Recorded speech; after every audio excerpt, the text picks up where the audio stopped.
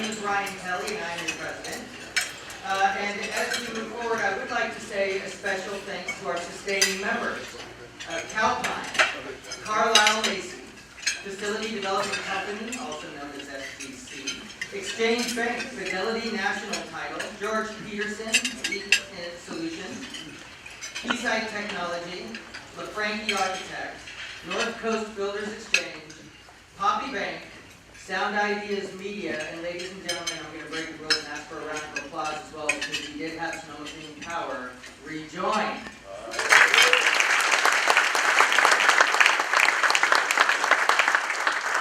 So that is a big welcome to Kate and Erica from Sonoma Clean Power as well. I want to give a special thanks to Don and Alejandro at Sound Media, Sound Ideas Media. Thank you for always filming this and doing such a great job. Thank you very much.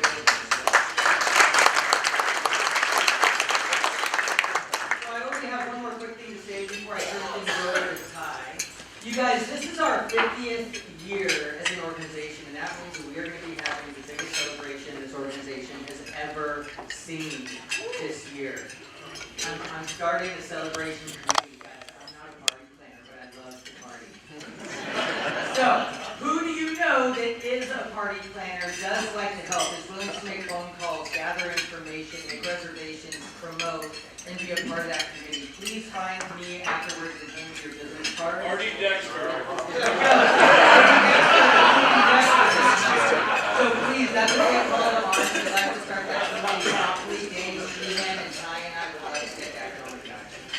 All right, with that, I'd also like to thank Russ Powell for being our sponsor today. Dr. Eiler, I look forward to introducing you shortly, sir. And I'd like to introduce Ty Mooney, our executive director.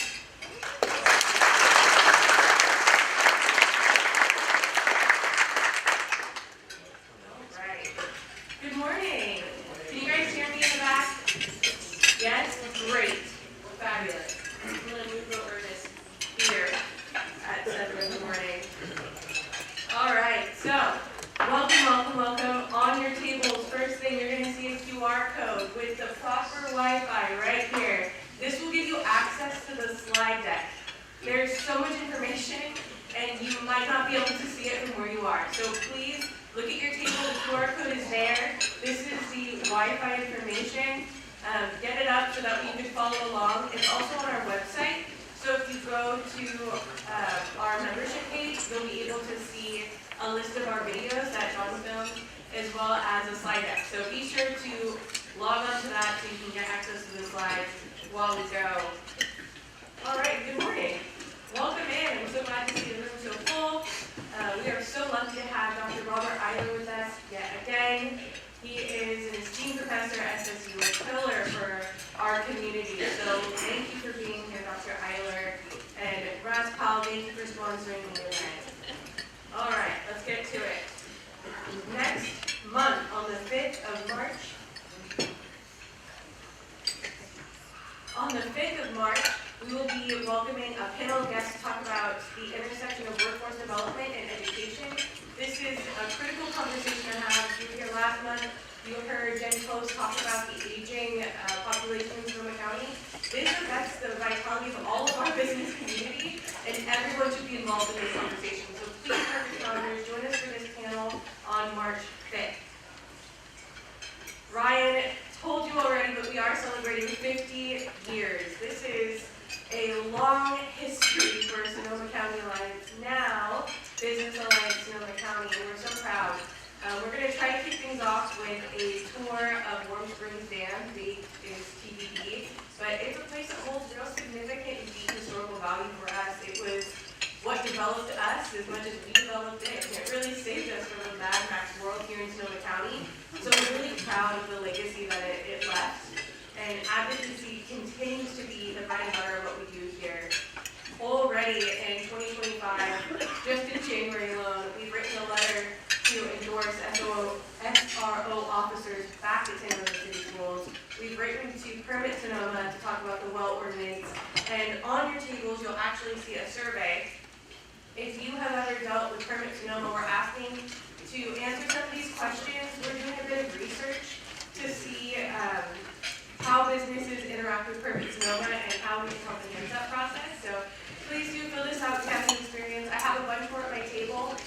Let us know.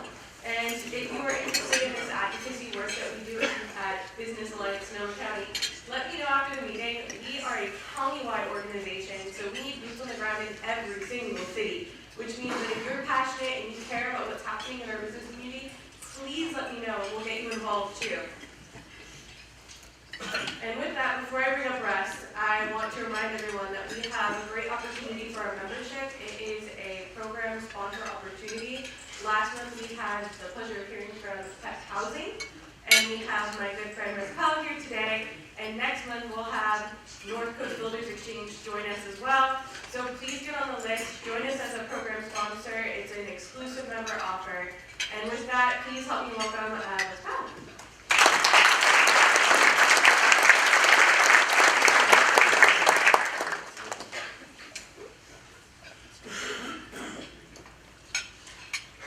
Good morning. Good morning. Thank you for the response there. So I'm going to ask for just a minute of your time to respond to a list of behaviors, if you would. So picture, if you will, the people you work with every day. Your boss, your direct reports, your colleagues, your project teams, even yourself.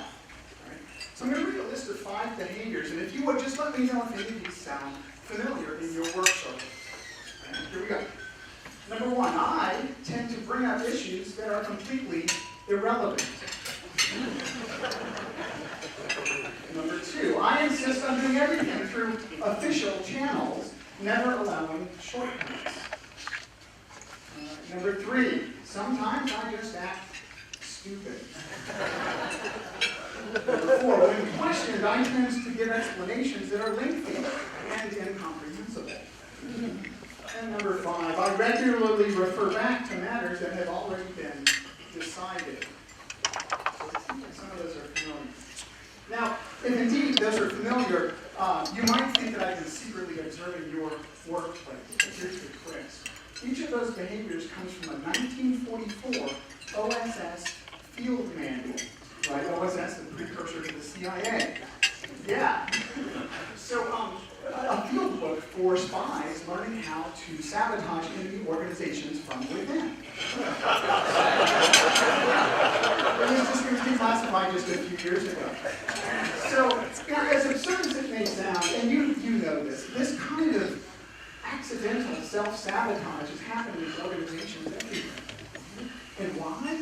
In part because managers too often, while they're brilliant at technical parts of their jobs, they've never been trained how to lead people effectively. They just don't know how to reduce or prevent these kinds of behaviors. That's where I come in. Would you advance this one? Yeah. So that's where I come in. I work with startups, other organizations as well, but primarily startups, to help them create cultures of skilled, collaborative problem solvers. Because as leaders, that's what we do all day, right? We solve problems, and more importantly, we enable problem solving in others. So through my workshops and my coaching, I help managers develop the mindsets and the skills that they need, the practices they need to lead people effectively. And that in turn helps our organizations save time, reduce friction, and ultimately improve their bottom line. So if any of this sounds interesting, please contact me. You can connect with me on LinkedIn via the QR code, and please take one of the table cards with you and seriously consider sending yourself and some of your managers through one of my workshops. In fact, I have a workshop coming up in Petaluma starting on the 2nd of April, and BASC members, you get a discount. Just contact me for the coupon code. Because with the right approaches to leadership, we can avoid unintentionally sabotaging our own organizations. Thank you for your time.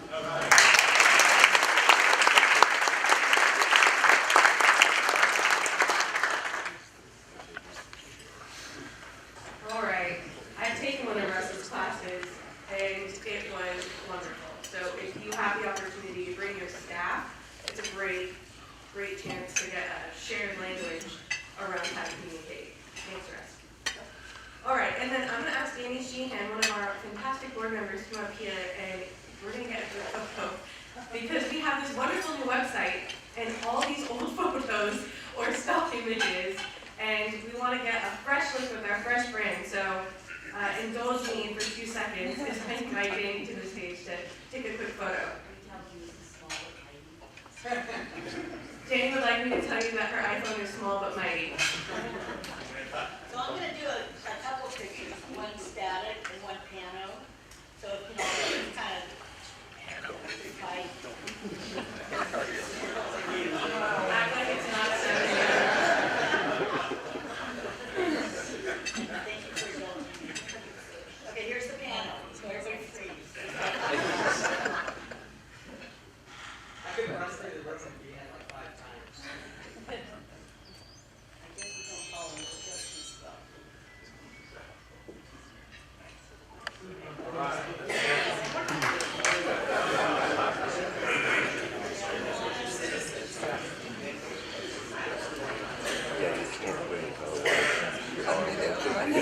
Just that one picture, right? Or every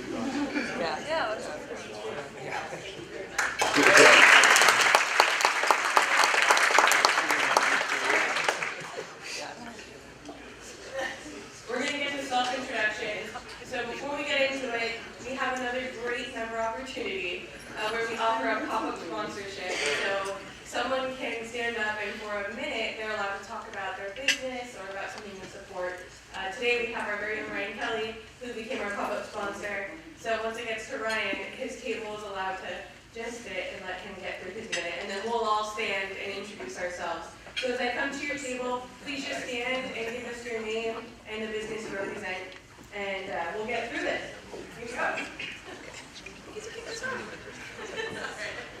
Herman G. Hernandez, Los Cien, Sonoma County. Katarina J. White, First Responders Resiliency. Stephen Billy, CEO of Pocket Radar Incorporated. John Matheny, SolarWorks. Lance Bernard, attorney at law from Bernard Law Office. Mary Watts, Sonoma County Office of Education. Nick Cashman, Financial Advising, and Santa Rosa City School Board. Dr. Daisy Morales, Superintendent of Santa Rosa City Schools. Sean Hermosillo, Hermosillo Real Estate Group at W, and Hermosillo Dental. Good morning, Cynthia Hermosillo, my own business, Happy Hermosillo Homes, and Happy Family. What do we call it? Family Winery.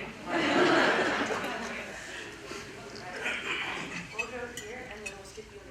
All right, everyone stay here. Oh, yes. Good morning, Russ Howell, Leadership Development. So I have 3 guests with me. Kevin Simmons, who's a communications coach with Steve Deeply, Jeff Arnold, who does sales with Armstrong Moving, and James Pardue, who's a financial advisor with Morgan Stanley. Paul Myler, good morning, Sonoma State University. Good morning, Christopher Chinami, Santa Rosa City Lifestyle Magazine. Good morning, Nick Menendez, Pacific Advisors Board and PAC Education Co-Chair. And awesome human. Ladies and gentlemen, my name is Ryan Kelly, and I am the CEO of WSI Smart Marketing. So if something I say resonates with you, please pull out a business card and let that be your reminder to hand it to me after the meeting. Have you or someone on your team been concerned about your online presence? Have you or your marketing director noticed competitors grabbing some of your market share online? Do you desire coming up in the AI mentions in the top of Google, but have no idea how to accomplish that? Are you looking for more phone calls, products, conversations, or clients? Are you properly using social media to convey your company, or to convey the culture of your company, the values of your service, and how you care about your local community? Do you have stories to tell but struggle with telling them to the right audience to achieve the right results? Ladies and gentlemen, WSI offers adaptive search engine optimization, which means that we focus on voice search and AI. We help organizations all over America come up on the top of Google, even with AI, and we work with AI in their rankings. And we do a lot of social media management for local organizations. So if any of that sounded cool to you, or like something that you wanted to talk more about, I'd love to chat with you. Thank you.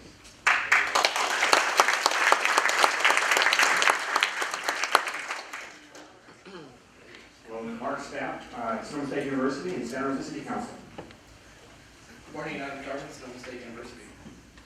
Good morning, Gerard Duche, Katarina's father, and Mayor of Rohnert Park. Good morning, Mario Perez, Sonoma State University. Good morning, Emily Couturier, Sonoma State University. Good morning, Jeff Keating, Sonoma State University. And good morning, Tiffany O'Neill, Sonoma State University. Good morning, everybody. My name is Nina Prodigy with Sonoma State University. Lauren Walker, JGW Events. Judy Broker Walker, JGW Events in Sonoma State. Melissa Galliani, Wine Country Radio. Sherry Granzano, Citos Latino, Fresh, The Drive, and Hall. Madeline Keegan O'Connell, my WCA, Sonoma County. Good morning, Stacy Powers from State Bank. A great article in the Birthday Biz Journal over here too about YWCA. Good morning, Kevin Bender, Exchange Bank. Scott Kincaid, Facility Development Company. Kurt Nichols, retired past president. Dan Condon, member of State Bank. Good morning, Dick Dowd, past president, retired, and current co-chair of the Water Supply Committee. Good morning, Greg Hurd, BKF Engineers. Artie Dexter, Rebuking Dexter, and Super Service Plumbing, and I got a guest today, my son Nick. He's my way out.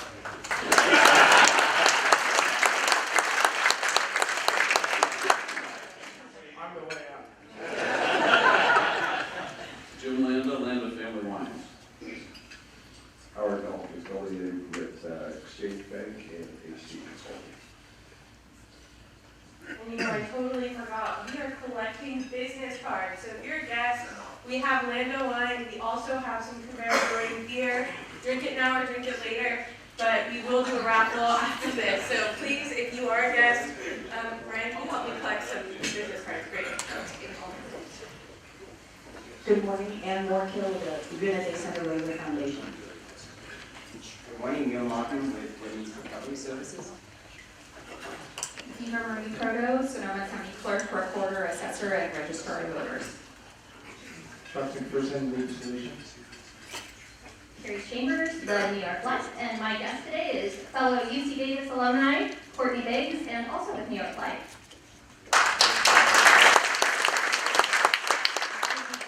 From Post Office and Builders.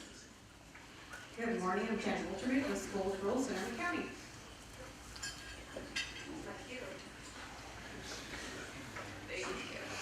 All right, this table. Frank Barrett, Eagle Strategies. Paul Young, Exchange Bank, and I have a guest, Paul Schwartz, coming back this year, so thank you. With the Friends of Spark board members. Hi, Jim Bone, retired builder. Linda Bone, Summit State Bank. Sean Jean, Burlington Race Consulting Engineers.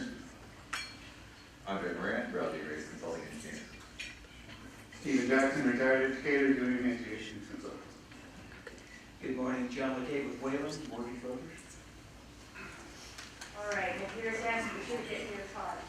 Good beer, and it's good wine. Hi, I'm Sean Loring. I'm an attorney and a business law professor, and I have a guest with me, Kathleen Mellon. Kathleen is a fractional CMO. Outsource your marketing strategies with Kathleen.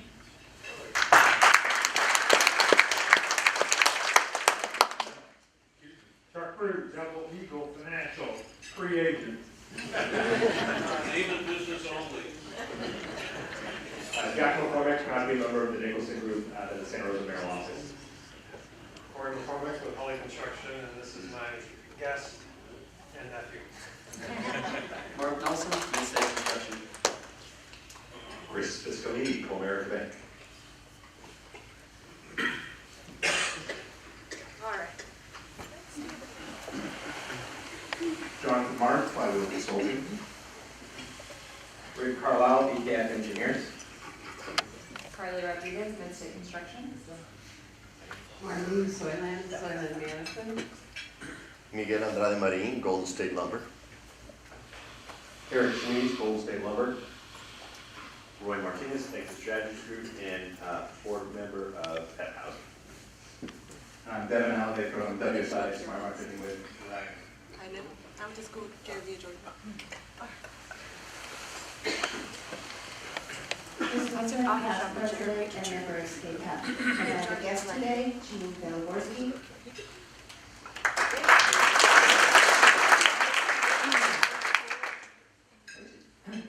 Bridget Doherty, Encore Events, and I'm a guest of Tommy Moscone. And another guest, Tina Wallace with Tina Wallace Law. And our Chief McCregan with City of Santa Rosa. Lieutenant Lutkin with the City of Santa Rosa. Ben Hampton with Hampton Computers and Sequoia Computers. And Scott Newman with Agriculture.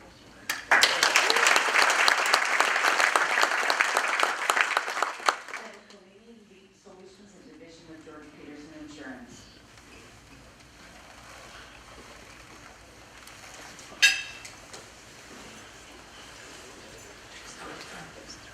Jeff Rowland, owner of Vietnam Glass. Carl Service, TLCV Architecture. Good morning, Jack Byrne, Navigating. Hello, I'm Neville Hortons, and I'm the interim executive director of the Humane Society. Crystal Lock Humane Society, Sonoma County. I'm Rob Sandville, KLH IT consultant. Joe Gaffney, St. Vincent de Paul. Harry Davidian, Digital Sensing and Control. Kyle Betancourt, ZFA Structural Engineers.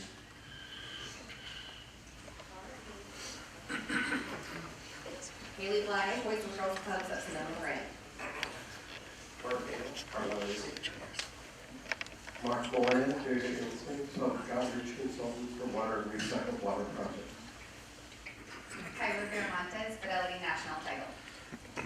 Conrad Fernandez, Fidelity National Title. Tracy Russo, Hogan Land Services. Samantha Paul, Trinity Consulting. Kennedy Conbini, W Creative, and I'm a guest of Samantha Paul.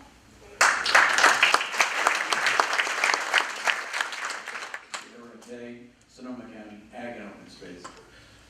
Good morning, I'm Sue Alexander. I have my own business as fire consultant, and I'm here as a guest of Samantha Paul.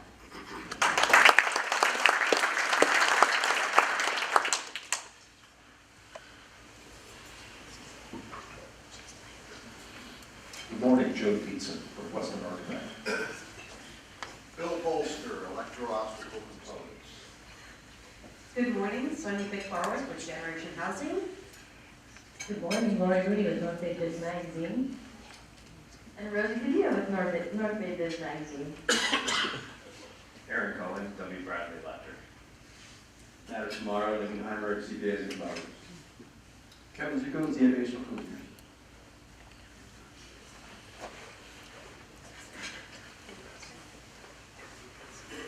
G.D. Ellis, Lace House Laundry. Real estate, and I'm just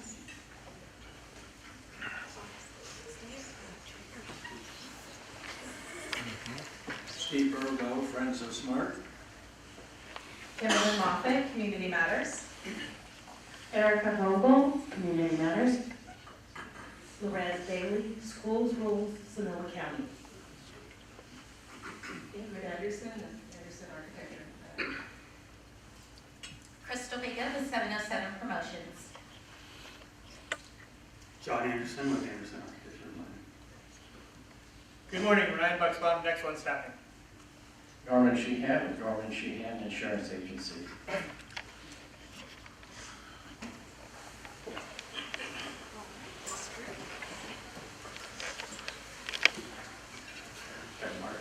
Kevin Marks, DSA Structural Engineering. Tom Clemmer, Clemmer Construction Company.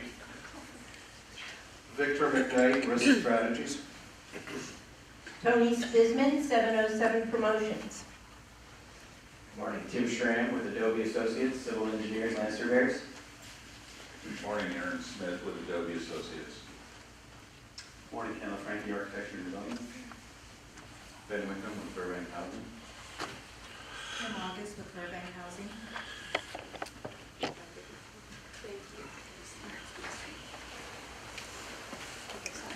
Good morning, Solana Whitehead with Boys and Girls Club of Sonoma Marin, and my guest today is Amy Chenoweth with Chenoweth Vineyard Management and Chenoweth Wines.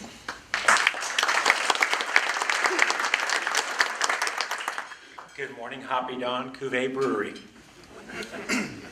Ramsey Brown with Exchange Bank.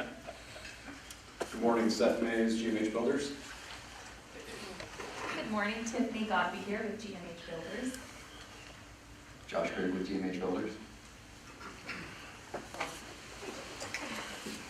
Jim Brown, Pep Housing. Good morning, Jack Campbell, Sonoma County Economic Development Collaborative. Good morning, I'm Brianna Duckworth with the Career Technical Education Foundation of Sonoma County. Good morning, Pete Lesbier, Software Engineers. Good morning, Matt Barrington, DNS Awards. Andy Foster, WSI Smart Marketing. Mike Lopez, Liberty Company, President-elect, Children's Museum, Sonoma County. All right, if you're a guest, get those cards in. Jason Lee with Roseland Unified School District, also board member. I have a guest with me today, Robert Inskeep, owner of Yarborough Brothers Towing.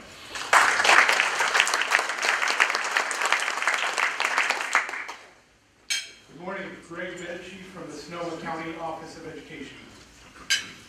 Danny Garidelli, Sonoma County Farm Bureau. Lisa Whitkey Schaffner, North Coast River Exchange. Kathy Goodacre with CTE Foundation and board member of Business Alliance.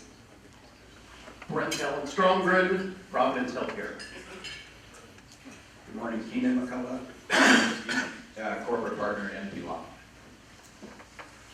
All right, this is the last call for the raffle. Hold them up and I'll come grab them.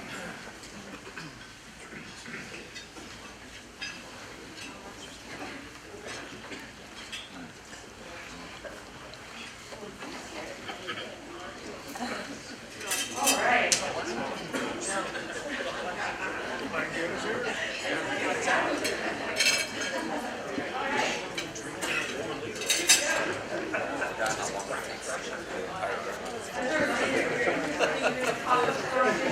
Program sponsorship, please let me know. And with that, I'm going to shuffle these and Russ, as our sponsor, gives you the honors.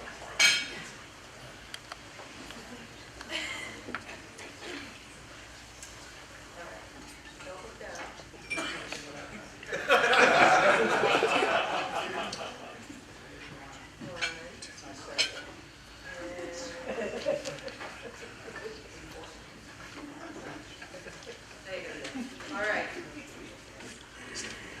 So it's going to be a race to the front, and whoever gets here first gets to pick your wine. All right, we've got Jack McCormick, and we've got Robert Inskeep.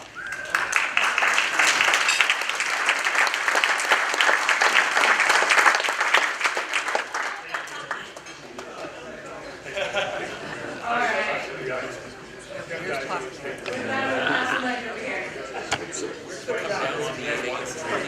All right, ladies and gentlemen, the show is about to begin.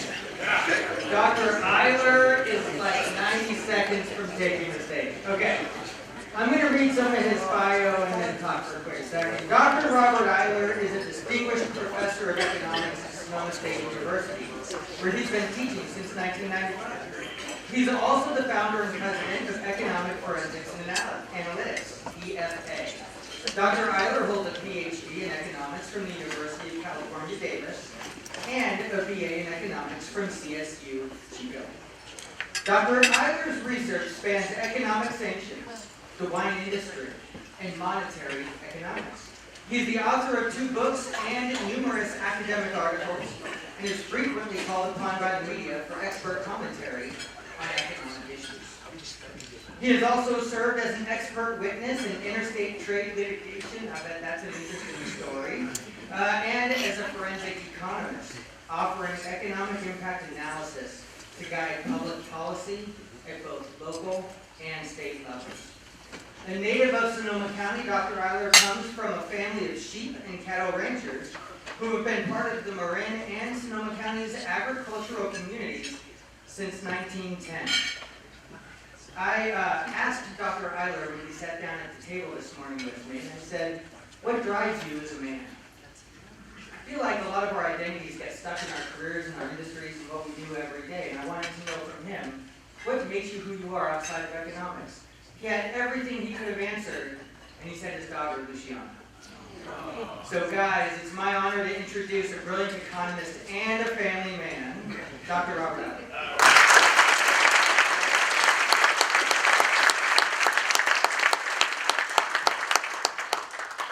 Folks, thanks for coming out this morning. So, thank you, Ryan, for that introduction. Can you all hear me okay? Yes. Awesome. Well, folks, thanks for having me back again. What I'm going to do is I'm going to walk through the macroeconomy and what I kind of see is going on, the latest forecast-ish, and I'll transition with what's been going on with the Trump administration and the things to watch out from an economic standpoint, which might be driven into political and social even more. And then think about demography here in Sonoma County. You all alluded to the fact that Jen was here recently to talk about that, and you guys are going to do some more. It is a critical idea, or concern, I should say, in Sonoma County, but really in Napa, Marin, and Sonoma County, the three fastest aging counties with at least, well, let's say within an area of about 800,000 people in California. So keep that in mind as I show you some data later. But some good things are starting to happen in Sonoma County in the wake of the pandemic, and we'll get there in context. I'll wrap up thinking about what's going to happen in housing and the wine industry. So to get started, I'm going to talk to you about the aggregate labor market as the reason why we have not had a second declared recession in the United States. If you take everybody who's working in the United States and make that number equal to 100 in November 2007, this is the evolution of the labor market in the United States from that point to just to get back to the same number of people working, which was about 78 months later. So the reason why we call it the Great Recession is because of this graph. Okay? It took a long time to recover the jobs we lost. Now this is what's happened since January 2020, doing exactly the same thing, setting the number of people working in the United States to 100, January 2020, sharp cut, recovery back to that red dotted line, and then expansion since then. So the 104.9 number on the far right-hand side means we're 4.9% above where we were in January 2020 on a seasonally adjusted basis as of December 2024. And as long as that black line continues to climb up, and we should hear some news on Friday that it's going to climb up a little bit more, and not dive toward the red dotted line, we are not going to have a second recession declared. Now I'll come back to what's happening at the presidential level and then drifting down to the state level that might affect that in the short term, and we're watching for the medium in terms of economists. One of the biggest stories, of course, after the pandemic is what happened with prices. So I'm going to try to read two topics together in the next few slides. The idea of inflation comes from having excess demand in markets. So any market where demand exceeds supply, you're going to have upward pressure on prices. A specific price index that the Federal Reserve is watching is one that's called core personal consumption expenditure prices. So that's always a big mouthful for anybody. But what's the bottom line about that? The Federal Reserve is watching that because they think it's the most comprehensive way of measuring what you buy at home and the cost of it on an annualized basis, looking back 12 months. So what you might be able to see here, hopefully you can see that. Well, I can't do the left laser on TV. November 2.8%. What that November 2.8% means is that in November 2024, it costs 2.8% more to buy that basket of goods, and that basket is everything that you buy at home except for fuel or energy and food products and services. So core means you're stripping those things back because they're so volatile, generally speaking, historically. We don't want to make a policy decision based on volatility in that part of the index. So you can see these data are from January 2007 forward on a monthly basis. For most of the stretch between January 2007 to mid-2021, not much change, sort of just slow, steady, super predictable, helped grow out of the Great Recession. And then a second shaded area, which is super skinny, about 2/3 of the way moving left to right, you can see a very quick uptick in that price index, sort of leveling out over about an 8 or 9 month period, and then a descent once interest rates started to pick up. So the Federal Reserve saw that, increased interest rates in terms of the rate that they control to move most rates in short term up, slowing down our consumption path, at least in theory, and slowing down hiring, which then started to put downward pressure on prices. Now, as you saw, we still have a relatively warm labor market, and even though prices have come down, they've kind of bottomed out. You can now see that, hopefully, in that circled area here. We came to a bottom point and then started to curl back up. That shaded area with those red dots is the current forecast of the Federal Reserve about where that blue solid line is going, and what the Federal Reserve wants to do, in theory, in the medium term, is move that blue solid line toward the blue dotted line. The blue dotted line is the current sort of expectations level of the Federal Reserve in terms of where inflation wants to be. It really, in theory, wants to weave that blue solid line around the dotted one, but it's hard to do that in practice. The idea now is to just keep pushing it down as best as possible, but there's been a pause. Because of that uptick we see in that circled area, the supposition is that we still have some inflation pressure in our economy that has not quite been relieved. So to continue to push interest rates down means to put more pressure on inflation back up again. So we'll see how long the Federal Reserve pauses after the 3 rate cuts we saw in the fall of 2024, and that's where we're headed next. So when you think about what to consider, the 2 items are: 1, what is the interest rate path from here, and how does that affect decision making by businesses and consumers? And second, are there other pressures in our economy that might be political, that will push some inflation pressure into the economy that we haven't seen before the election and now the inauguration of the new president? Keep that in mind. I'll come back to that topic in just a second.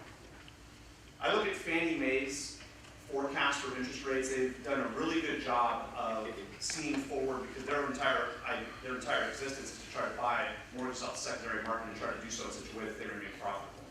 So they're watching interest rates very closely. This blue line is the current forecast from Fannie Mae about where the Federal Reserve is going. So the quick way of thinking about this is you can see these are quarterly from 2022 forward to the end of 2026. You can see the rise up, the peak and plateau, where we didn't really have much change in rates. Then it started to fall. You can see where that green shaded area starts. That's the forecast window, basically this year and next. And the descent. So the idea is that rates will go down. But one of the biggest issues is the pace of it. So right now, Fannie Mae is predicting that we'll end up about 3.5% in what's known as the federal funds rate, or what the rate and the range that the Federal Reserve controls. And you say, okay, 3.5, I can live with that.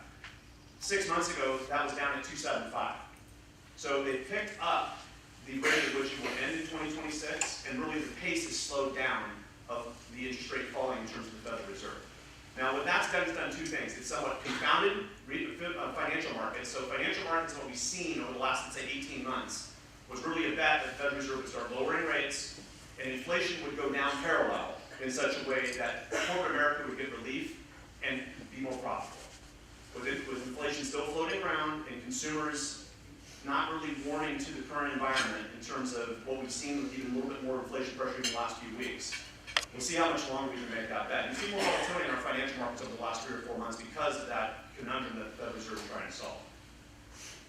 The 10-year Treasury rate is one of the economists. It's tend to be relatively predictive of where we're going in the economy, but it also drives this other rate, which is the 30-year fixed rate mortgage rate.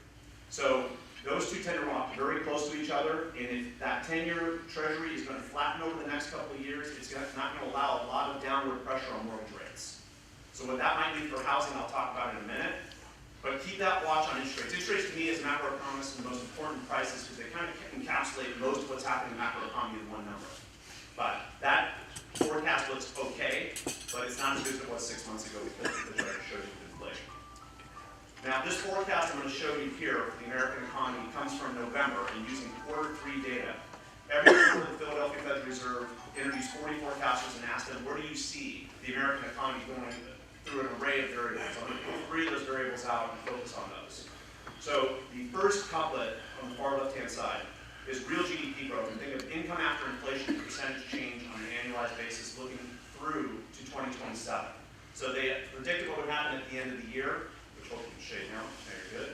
You can see it says 2.7. If you look at the column next to that shaded block, you see it says previous. That's the Q2 forward, using the Q2 data to forecast forward through those years. They got a little bit more optimistic as we move toward the end of the year. That's also true for this year, just slightly up. So the supposition is we've got a pretty decent momentum in that warm labor market, the dissension of inflation, interest rates falling even a little bit, all kind of give positive growth pattern toward the macroeconomy. But then they get a little less optimistic going toward 2026 and 2027. And some of that they expect inflation to slow down a little bit more, which is not going to give as much of a pop to the real side of the economy. But one of the things that's also driving it, again, is that warm labor market. The unemployment rate is not predicted to really rise at all. Is that good or bad? It's good in the sense we won't have this mass of people that are looking for work. It's bad because it has that drumbeat of inflation behind it when people are not losing their jobs. One of the nasty little secrets about monetary policy is when you increase rates, trying to fight inflation, the supposition is the price of that will be people's jobs. You need that offset to really affect inflation. And the reason why inflation is taking that little bit of a curl is because we have not seen that change in the labor market yet. And that's the little game that monetary policy place.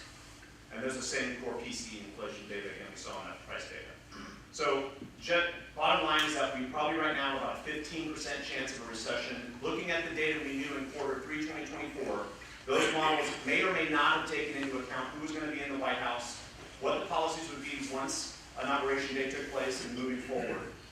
We don't know. That's more of the black box where they won't tell you exactly what toggle switch they had inside their forecasting model about who's going to win and who wasn't and what it meant. But we'll probably see some revision. I can tell you in more high-frequency forecasting models that have come out since December, there's really not a lot of change to the path on this graph, on this figure. So that's good news in the sense that what we at least know now and what we're going to see may not have that large an effect, but I'll at least give you my opinion on what's been happening and what may be coming in terms of the White House decision-making in a minute and how it might affect the economy. Okay, let's transition to talking about California and Sonoma County, where California is part of the broader context of what happens here. Let's start with the labor market. So a couple funny things have been happening in the statewide labor market that economists are sort of cocking an eyebrow at least when they think about what's next.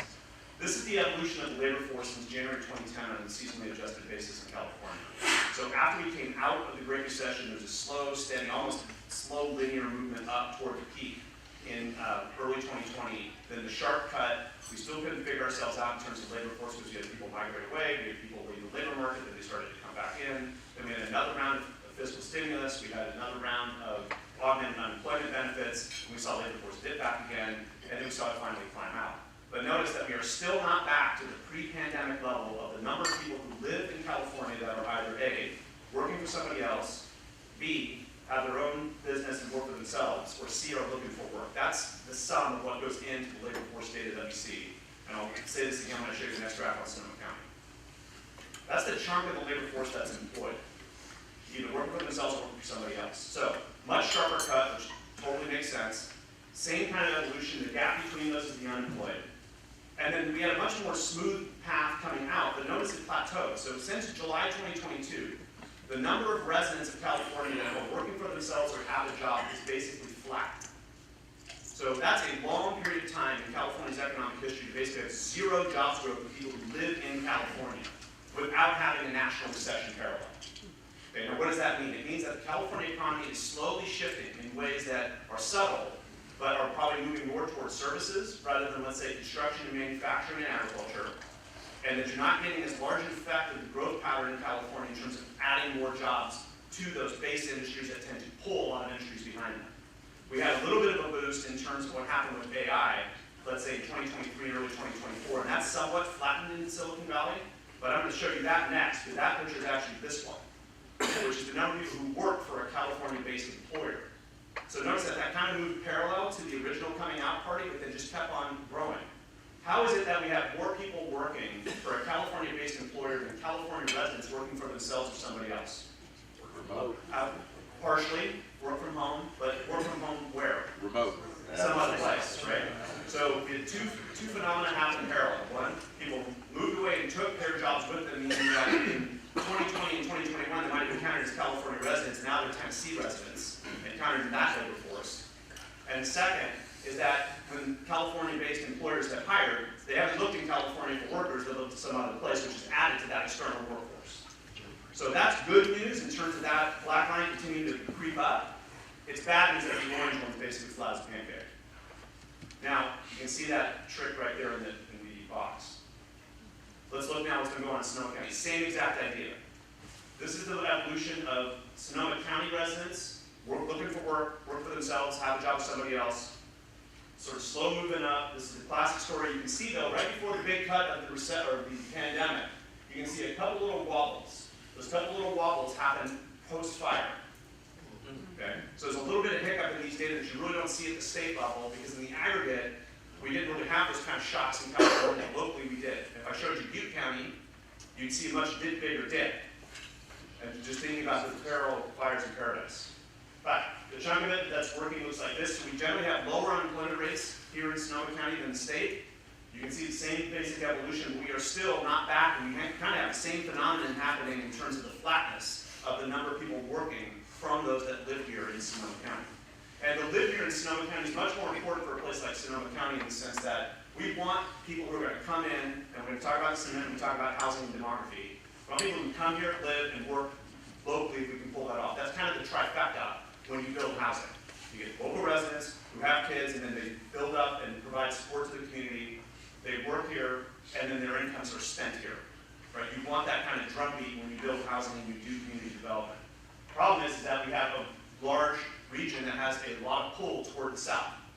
So this is what it looks like in terms of locally based employers in growth. It's continued to grow, but that space between, that you're now seeing in that box, suggests that there are Sonoma County residents who go some other place to work. Right? We have more people working here that live here than we have people that are employed by local employers. Okay? And that's not shocking. Just get on one-on-one any day of the week and figure that out real quick. So that's, again, that's not flabbergasting. But it's a reminder that that is a characteristic of what happens here. If I showed you Napa County, we have the opposite issue. Why?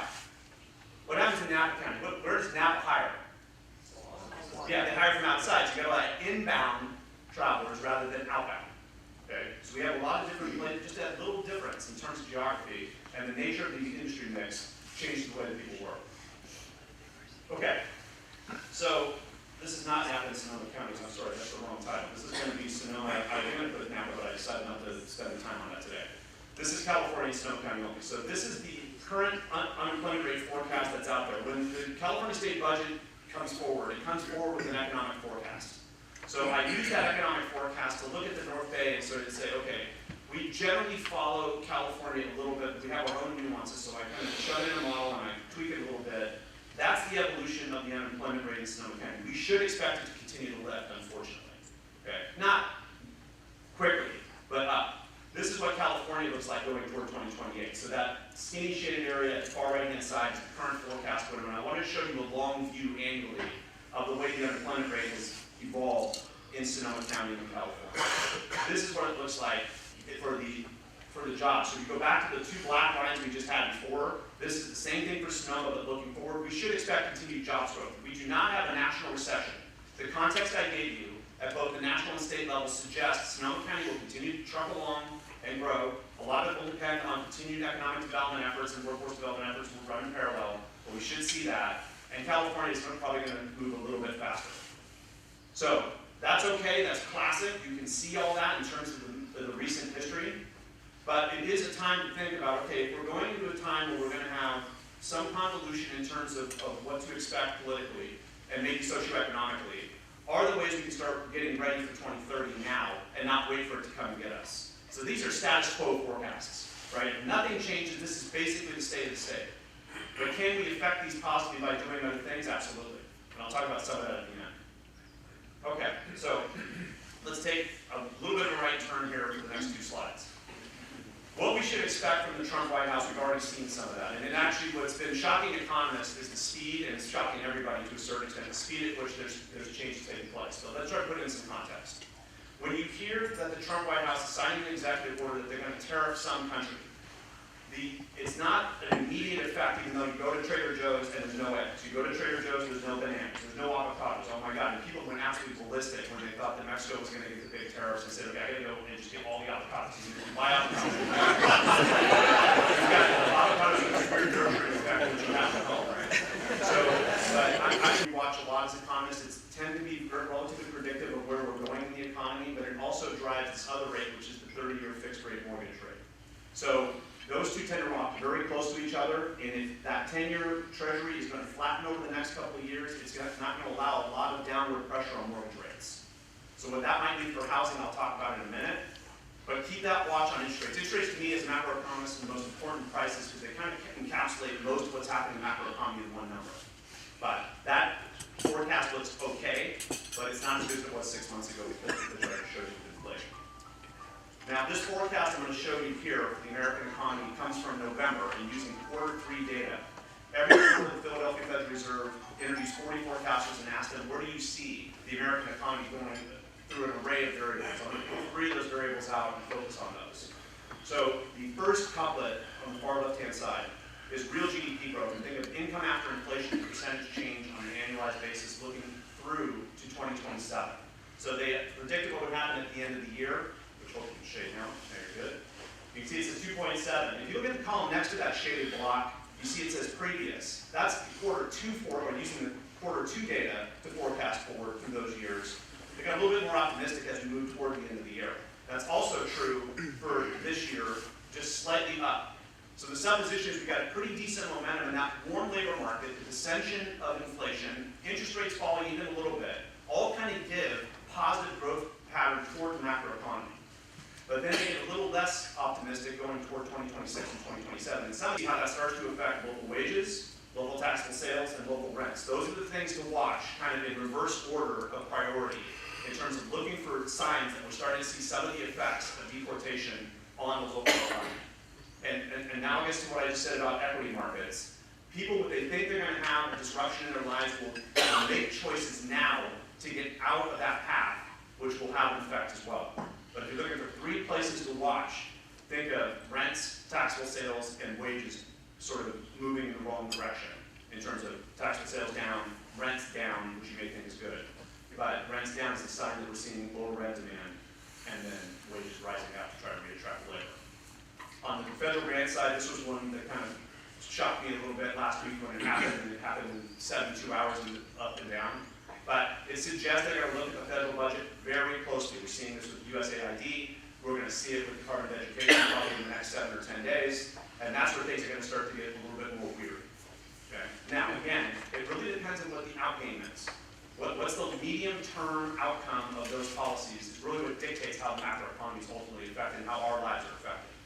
But expect that to continue until some unknown goal structure is reached. Now, is there some positivity in that? The answer, you can say yes, in the sense that if they become a little bit more austere and a little bit more efficient as government, that might help everybody in the end. The approach just sounds very more volatile than necessary to shape out the final goal structure. This is also true about tariffs. You can effectively pick up some of the business for local businesses, or let's say domestic businesses, when you do it in a precise manner, when you do it in a blanket manner. This is generally what international trade economists say is the wrong idea. Okay? It just imputes more uncertainty in the economy than being more targeted in your approach. Okay, so that's kind of economically how to do what's going on. Unfortunately, we had another major fire on top of everything else. So it's an absolute tragedy what's happened in Los Angeles. But when we think about it from an economic standpoint, 2 items. One, Jennifer Gray Thompson, if you know Jennifer, she has been all over the place. That organization, After Fire USA, was born here in Sonoma County based on the 2017 fire. So she's been doing really great work. I want to just say her name again to remind us that she came from here. But what do we expect next? So think about how it might affect Sonoma County. Will it affect insurance markets? Absolutely. Okay, so the carrying cost of homes is going to rise. Even if it's marginal, it will rise. What's going to happen in the nonprofit sector? We're going to see another pinch. A lot of money has moved toward Los Angeles and will continue to move that way. That will put a downturn in the available funding that's out there with respect to nonprofits. Will rebuild shift resources and increase costs of doing construction here? You should bet on that. There may be some opportunity for regional construction firms to generate some demand in that area as rebuild takes place. Problem is we do not know the breadth or depth of the rebuild yet, and hence we don't know what demand will be sort of statewide. But Los Angeles as an area has a large amount of supply of construction that they could provide there. But watch for that might affect some firms and their availability here. When we think about how deportations might affect what's going to happen in terms of construction, watch for that too. Okay, we know there's a lot of undocumented folks that work for construction firms here. That's another way you might see a shift of labor either toward that area because the returns on going there are larger, or they are no longer here based on their expectations for direct deportation, and that can change the way we think about the cost of construction also. So assume we're going to have slower movement in construction here. The fire has not helped in terms of a bunch of different ways. Okay, so what does that mean for housing? Well, the current prediction, and I use Zillow Research's forecast on a regular basis. They tend to be relatively precise, and the data are public, so we can talk about it, analyze it in depth, which is great. If I showed you this forecast 12 months ago, 24 months ago, not much has changed. We're basically talking about plus or minus 5% across the state, one way or the other. You see California, we can't quite see the number for California. The number for California is 0.4% over the next 12 months. Basically flat. You think about the error around that forecast. Okay, but the key is actually looking at the names.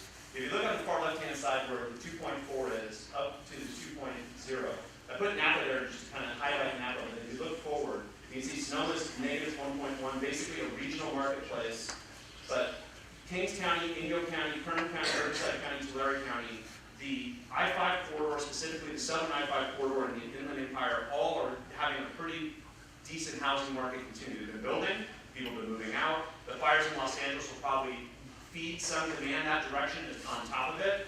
And then you look at the far right-hand side, Lake Humboldt, Trinity, and Mendocino counties. There's been this slow drumbeat of housing market issues in those counties over the last 24 months. Some of it wrapped around cannabis, some of it wrapped around people who went there as a result of the pandemic and bought.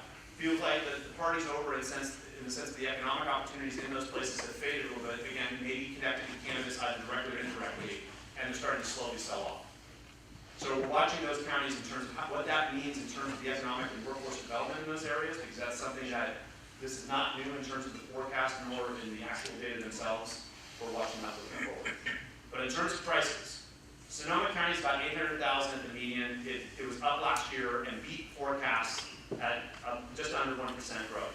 Napa was down a little bit, believe it or not, but it's just under 900,000. Marin County is 1.4 million at the median.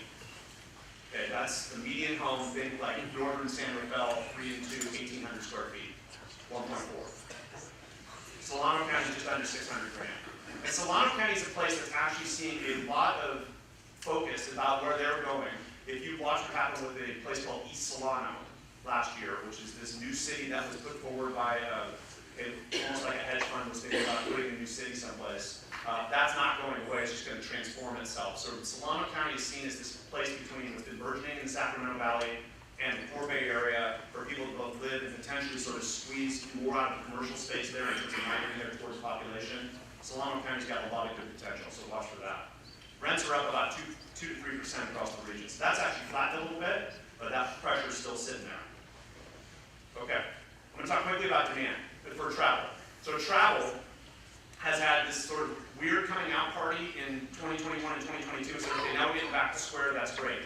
But if you actually look at what's happened in terms of visits and spending, they have split each other a little bit. Visits are actually down, which is, you can see in 2024, those numbers are relative to 2019. So 2019 is equal to 100. The top block of 3, which are 94, 85, and 96, as terms of visits, are all still below pre-pandemic levels, the number of bodies that we had in California. And that's also true more or less for Sonoma and Napa County. However, if you look at spending's basically recovered or increased. What's one way in which we can get spending in total dollars to pick up regardless of the number of bodies? Inflation. So we need to be very cautious about thinking about, oh wow, hey, spending's back. People are willing to pay $500 a night on average to stay in Napa. But if that's driven by inflation, what do hoteliers and the local cities actually get out of that in real purchasing power terms? So we've got to be thinking about the inflation, even though it looks like it's come back. That's the pathway on business visits. So if we want to highlight anything, the 2 items are that, 1, we do expect visitors to continue to come back and kind of reacquire where we were before the pandemic, but that's still a 5 or 6 year hole of time where we were earning less and had fewer people. And the marketplace is going to become more competitive. San Francisco has become very aggressive in trying to bring back conferences, business travel in general. And if we have a work from home devolution and go back to the office evolution, that's going to re-engage parts of San Francisco, and business travel is going to pick up a little bit and going to go away from Sonoma, Napa, and Marin counties. So watch for all those angles in terms of where we're heading next. Now, are there still opportunities? The answer is absolutely. We need to think about partnerships in travel. We need to think about what the next stage of travel is going to be in terms of what, let's say, students or people my daughter's age are going to want to see in travel. Because we got to be thinking 2030, not 2026. Okay, where do we want to be later in time? And a lot of that's there in terms of thinking about how we can see travel evolve. But this is a place where travel is very important to the local economy. We've got to think about how we do that. Okay, let's wrap up with thinking about demography. So population change in California has actually gotten better in terms of the sort of last few years. I'm going to show you this from a fiscal year standpoint. These data came out in December 2024 from the Department of Finance. Those data for California for each one of those years were starting in fiscal year 1999-2000 and going to just last fiscal year ending in June 2024. Those are the number of babies we had born. Those are the number of people passed on. This is the net inbound from other countries to California versus who we sent away to other countries, which almost forever has been net positive for California's population growth. This is one of the core issues in terms of migration and how we think about the way we do visas, how we bring in an external workforce to live and work here, specifically in Silicon Valley. That's been a big thing, and it'll be very intriguing to watch how the circle around the president and their private wants will affect what the sort of presidential goals are. Watch for some of that friction. And that's folks who have, in net, left California for other parts of the United States versus those that have come to California from other parts of the United States. So what's that done? The black line is the annualized change in the population of California. You can see for most of the 2010s, that was fading towards zero. Then it dipped below during the pandemic, and is now basically more or less back to square. It's about plus 45,000 people, more or less. Okay. Now, if you think about that, what's the good thing? We are seeing people come back to California, but I'm going to talk about where we're headed in the next 20 years in terms of, okay, that's great, but what type of households are coming to California? That's a very important question in terms of workforce and ultimately economic development here in the state. Look at Sonoma County, same lens. So in July 1, or basically June 30, 2024, Sonoma County had approximately 479,000 people. Number of people who were born, passed on, net foreign, not that big a deal here in Sonoma County in net, and then folks that went to some other place, including other parts of California, over time. So what do you think this picture is going to look like on the far right-hand side? Net positive or net negative? Negative, right? So hopefully you can see that there's more weight below the red dotted line than above, and that's exactly correct. We were fading population before the fires. The fires exacerbated that, and you can see that sort of second cut. Then we were climbing back up, the pandemic cut, hit it again, and now we're basically back to square. Net change in Sonoma County is like negative 100 less, which is, from an aeroband standpoint, basically flat. Okay? What's good about that is that it's starting to get back to zero, right? We're not losing more population, but that gap of time has changed the population in Sonoma County. Will we go beyond that? And the answer is, well, we've been building houses and we should expect a higher population. But then the question is what will be the composition of that population? So just like I said with California, what I want to do now is I want to look at what's called a population pyramid and compare Sonoma County and California. So Sonoma County is on the left-hand side and California is on the right. These graphs are meant to tell you, in essence, what is the age distribution of the population. So we want this to look more like an Inca ruin than, let's say, an ice cream cone. We want more weight on the bottom for two reasons. One, it means there's more kind of working families. We have more kids locally, which means we have more indigenous labor force, and we have more support for local schools and local community organizations, at least in theory. I'm going to start with California. So, sorry, I forgot to give you one little detail. This is for 2025. So this is what it looks like today. All right. So, for California, not too bad. There's a little bit of space between 20 and 30 because kids go off to college or they kind of redistribute themselves in certain ways when they come back at 30 years old and above. But there's a little bit more weight in sort of the 40 to 55 range than, let's say, the 18 and below. Okay. Sonoma has a very similar outcome, but it's a little bit more weighted on the top. But this is what it looks like for California. California is starting to move toward that ice cream cone outcome. Okay. Part of that's because when we had that population evolution that I just showed you 2 slides ago, we did not really change the number of occupied housing units. So we had a downturn in population, number of occupied housing units remains the same. What happened? What happened was we had fewer people in the same houses, and that means we aged. That means you're going to have fewer babies, right? We tend to replicate slower when we age. So that's what it looks like. So, and that's what Sonoma County is. So the good thing about Sonoma County is that as the population grows, and it's meant to grow, this unfortunately it says it's going to grow in about 1,000 people between now and 2050. That's the current Department of Finance demographic forecast for Sonoma County. Not a lot of net growth. But the growth is meant to be really a redistribution. Notice there's a little bit more mass at the bottom than in the previous top. Okay? But a little bit more mass above 65.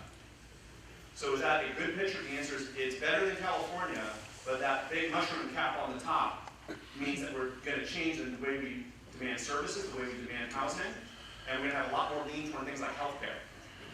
Okay? Which is not terrible, but it's going to change the game, especially in trying to find workers. Okay, so where are we headed? The forecast is positive, which is good. There's good context. Who's going to still be pinched under whatever scenario moves forward, especially if inflation is a continued drumbeat, will be your lower to middle income households and your small businesses. The so my father-in-law owns a tile and kitchen business in Nevada. And the inflation has now come to bear because a lot of the goods that he has on the shelf come from Canada, Mexico, and China. So he's starting to feel that pinch. So that, and he's a relatively small business. So if I'm a large business, I can kind of redistribute costs and think about what I'm going to do and kind of flatten out at least the short-term cycle. For small business, you've got to really be nimble to pull that off. And that's also true for our lower and middle income households. Those folks are already under a lot of pressure. Okay? People like my mom, for example. So what do we need to do in Sonoma County? We need to think about niche. So looking forward to 2030, how do we redefine ourselves and provide a value proposition to do business in Sonoma County? And what will be the sort of the driving industries looking forward? Can we hold on to frontier tech? Will medical technology, sort of thinking about medical instruments, biotech, remain in this region? So Sonoma County somewhat feeds off of what happens in Marin County with respect to biotech, and that's good. Can we regionalize that and become much more like, let's say, West Boston moving out toward Waltham than, let's say, a devolution moving towards Brisbane? Because that magnet to move towards San Mateo County with life sciences is always there. Most of the businesses that are relatively large that live above the Golden Gate Bridge have office space and presence in San Mateo County, where there's another relatively large cluster. So watch for that. Sonoma County can hold those businesses with the right workforce. That ice cream cone idea is something to watch out for in terms of where those workers are going to come from. Wine industry is going through some unfortunate tumult right now. We'll see where it goes. I think that the medium-term outcomes for the wine industry look pretty good. The short-term has been somewhat shocking, but it should level set us a little bit. I think there were a lot of wineries out there who felt like that the direct-to-consumer dynamics we saw in 2020 and 2021 were going to live forever. And they bet on that. And now they're unfortunately having problems. So we're seeing DTC fall. We have not seen a reclamation of what's happened in wholesale moving toward what you think of as on-premise consumption. All that still has to work itself out, but it might take at least a few years to work itself out. And watch for vineyards changing their composition as a signal that farmers are starting to worry about the medium-term future and don't see it working out. Okay. On the tourism side, we have a lot of competition, but I think it's going to be slow and steady movement forward. Napa has, for better or for worse, become, again, just like it was out of the Great Recession, the regional star in tourism. And it doesn't look diversified on the surface, but Napa is slowly diversifying itself in terms of the tourism offerings. They're moving a little bit more toward food and experience, and a little bit away toward from wine to flatten out their dependence on the wine industry as the only reason you come to Napa. So watch for that continued evolution in Napa.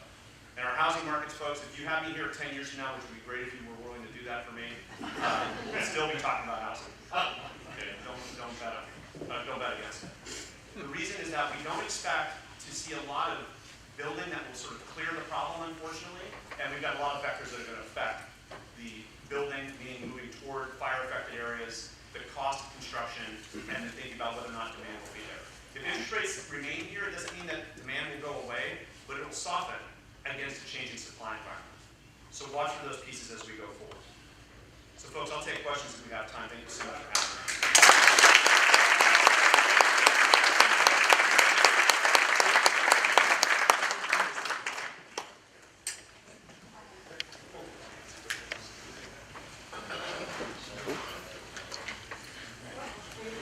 Hello? You mentioned attracting frontier tech. I wondered if you had any suggestions of what that would look like. Sure. So in attracting frontier tech, what my kind of vision would be is that we have to give frontier tech a reason to land here, and it might be that we have to think about a small data center and start there, especially if we have at SRJC, Sonoma State, even some of our school districts have space where they can put a little cell there and have intern and externships that will feed right off of that center. That's something that I kind of think would be a decent vision of how to draw them up. We have to provide that value prop. Right? And we have had fits and starts. Some of y'all I remember from a long time ago when Telecom Valley was the thing here. We thought that was going to last forever. It lasted about 4 years. Right? But, and to a certain extent, we did not have a plan on the other side of it to say, how do we cement that tech? And tech is still here, but could it have been more prevalent? I mean, that's kind of a weird rhetorical, counterfactual question at this point. But these are some things I think that we see evolution in other ways that we can utilize, and we know we have an educated workforce here. We should try to advertise that as best we can. Rob, to back that up, with school pressure on schools to declining enrollment and all kinds of things, and school closures, Sonoma State struggling, I imagine universities across the state are also in the same boat. drawing talent for that frontier tech becomes challenging. I'm not sure where we're going to get if we don't grow our own. We do that with other industries, but this is one where we really need to think about it, and I'm not sure we're going in that direction. No, Steve's a really good point. So to that end, the data I showed you is a little bit pessimistic about being able to A, grow our own, and B, whether or not we can actually draw in those resources. If we can just get a couple of wins and start to provide a little bit more vision about why we're strong here, that will start to attract students from other places. And then the game is, do we have brain drain or brain gain? So for more rural, suburban California, we really struggle, we have for a long time, of getting students from the outside and keeping them once they graduate. So I went to Chico State, and Chico is like the poster child for that happening. The university is about the same, is not only one of the biggest employers, but the number of students there is really the dominant thing that happens in Chico as a city. But Butte County retaining the graduates is very tricky, right? What the cool thing about here, and this is something we've been doing in Sonoma State for a really long time, is that the more and more that we can actually say, look, there is a career path here. We have to better define it. We might have to get the university itself as a place to do business. Again, that intern-externship idea with something happening on campus. And if we can make one partnership happen that looks relatively global, that can be a magnet for folks from outside to say, wow, I can actually go here and make it happen and do it on the frontier tech side. But that's not going to happen overnight, right? So we have to be thinking of how do we do that, recognizing we have a lot of vectors of pain once you're here in terms of cost of housing, other career paths, and how do we just sort of begin that process of moving up and forward. But we have to do that, and it has to be a community, regional partnership, not something that Sonoma State, the JC, or the school districts can do on their own, or even as their own sort of locked-in partners. It's got to be regional, wide, with all employers involved. At least that's my take. Chuck. The time lag between what happens in Washington and how it trickles down here, what are your comments about that? My comments about it are the following. Two things. One, on the tariff side, it'll show its face relatively quickly if you actually have prices rise and stick, right? You're going to see that. So these episodic ways in which bananas come and go from our store shelves is more episodic because it was up and down. But if they go up and stick, like I said earlier, you're going to see small businesses have more pressure on them and they probably will close, which will then lead to more commercial vacancies and start to give you a vision of, wow, something's going on here. How do I identify what happened? Start talking to small business owners and say, what has happened? The price of inputs have gone up, and this is why. Right? That's where you're going to see it. It's also true from a deportation/immigration standpoint. I just can't find the workers. So my family is from Fulton, or one part of it is. The other part's from Valley Forge and Bodega Bay. And in Fulton, the Egg Basket, if you all know that place, that more now you don't think it's the Egg Basket, that's been out of Fulton. But you'd have sort of people there looking for work, right? They're gone. This is also true at the Shell station in Petaluma on Howard and Bodega Avenue, right? They don't know what's going to happen, so they don't want to be visible. What that means is going to be harder to find workers on the margin generally. It's a sign that that pinch is coming. Okay? And then the federal funding thing is even another vector of just head scratching. Okay? The Department of Education thing will be probably the biggest way in which you're going to see that in the next few years in terms of whether or not that sticks and how that starts to affect our schools across the board. But those are the kind of things to watch, and like I said earlier, watch for how small businesses are reacting and how it's tougher to find workers. That'll be the easiest signs to see that there's something happening globally at the end of the day. I think that's my vision of it.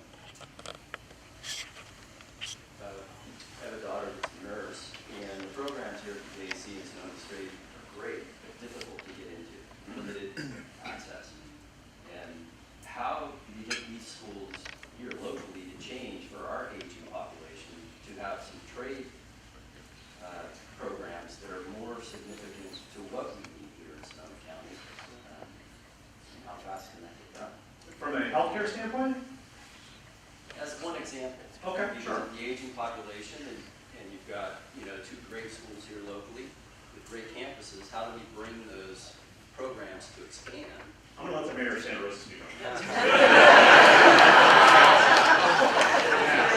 I'm going to pass the mic. It's prayer. And I'm going to hold on to the mic. Thank you for that question. Everybody asks, where is Sonoma State going? That's where Sonoma State is going. We're very grateful to McGuire because thanks to him, we received a grant of state dollars to expand our healthcare opportunities. And nursing is extremely important, but as you're talking about an aging population, and I don't know anybody who's aging, right? We need more and more healthcare. So this is one key area where Sonoma State is going in the future, along with all the things that you're talking about, needing to be more attuned to what our businesses and our population needs. That's the future. And I know that our partners at the community college see exactly the same thing. That's where the university and the college are going.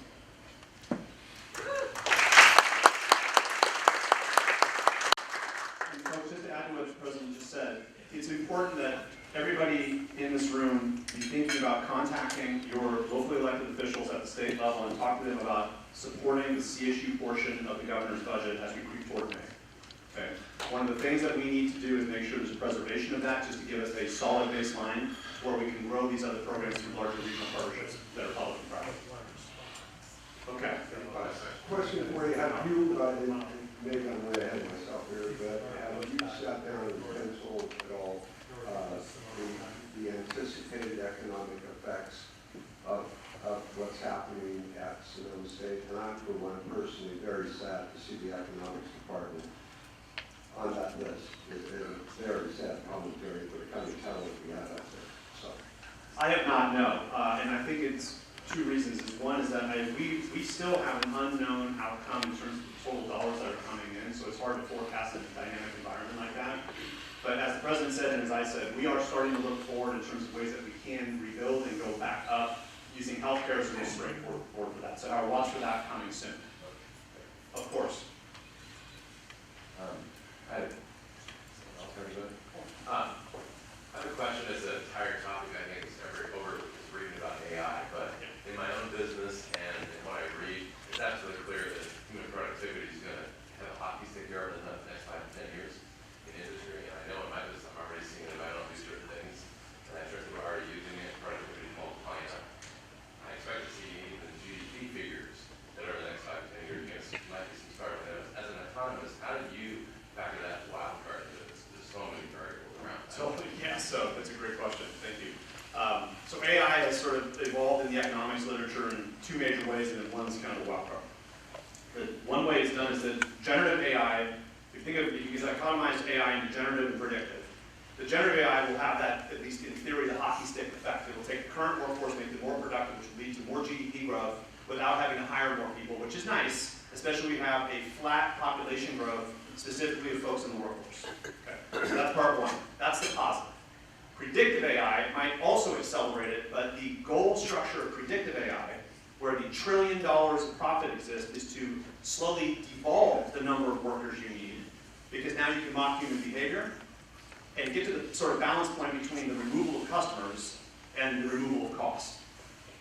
The wild card is how will it be regulated moving forward, and will that suppress the potential enhancement to labor productivity that we're expecting because everybody's worried about the loss of labor?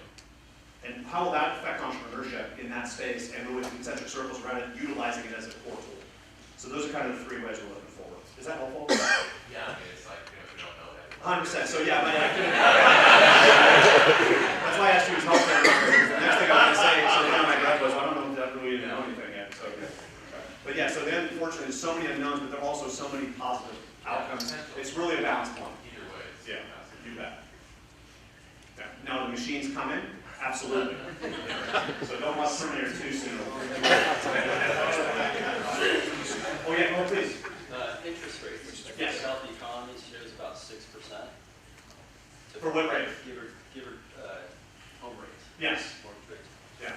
Will we get that this year on a steady basis? Yeah. So the question was about interest rates running out. We'll see mortgage rates kind of move towards 6. That's the current prediction, is that we'll get it sort of under 6 and kind of hit a stable point somewhere maybe in the 5.5 to 6 range. But it's not going to go diving back down to 4 or 3 anytime soon, unless there's some weird calamity And the Federal Reserve feels like the solution to that weird calamity is to push us back to the zero lower bound right away. Okay? So the weird thing is about interest rates is that we've had 2 rounds of the zero lower bound since 2008. And we've got a bunch of people who were 16 years old in 2008 who think that 3.25% mortgages are actually a norm. Okay? So we have to think about what that means as those 16-year-olds are now moving into 35 and start to have kids and want housing. You know, will they buy a home? Will they rent? Will they wait to buy a home until they have more cash? You know, what are the dynamics on the demand side that are more behavioral than economic? Those are some tricky things we're working out. But the current predictions, which I think, short of a real weird thing happening, we should probably be under 6, but not deeply under 6 by the end of this year, and feel like we're at kind of a new norm below 6. And that assumes the Fed's going to cut rates by 0.5%. Oh, okay. Oh, yeah, please.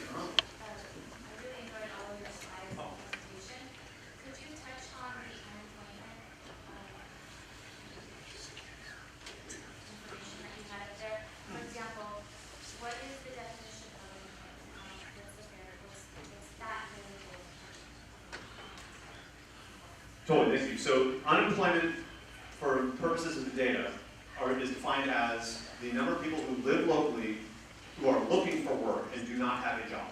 So the key is you're actively seeking work. And we kind of count that by whether or not you're gaining access to unemployment insurance or not, because that kind of counts you as somebody who is actively seeking work. That, thus, one of the things about unemployment that's tricky is it probably undercounts the number of people who are actually looking for work because of that definition. It's very tight around that idea. Is that helpful? Yes, I also heard maybe a conversation I had that unemployment is defined like it looks like 7 years. After 7 years, people looking for a job. Like if you're an individual, you don't have a job for 7 years, then does it count as an unemployment? No, then you're basically, you exited the labor force. You no longer are counted per se, and usually that's actually about 18 months, not 7 years, believe it or not. The supposition is you want to look for, if you're looking for work right now, you will take basically anything at some point. So if you drop out, you must have sort of abandoned the search and you're not employed, so you are no longer a labor force participant. All right. Thank you, folks.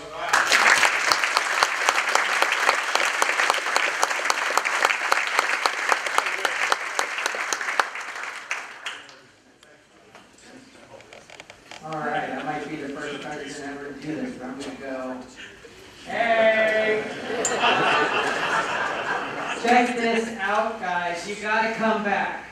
Next month, on March 5th, we're going to have a program on the intersection of education and workforce and its impact on our local economy. So if you thought this was interesting, you're going to find this additionally interesting and related. I would also like to thank Russ Powell. Thank you for being here as our sponsor. I would very much like to thank our elected officials that are in the room, you guys. Thank you very much for being here. We have Diva Proto, Sonoma County Clerk, Recorder, and Assessor's Office. Gerard, we're going to hold the applause till the end. Gerard Judiche, my mayor of Orland Park. I worked hard to try to learn your last name.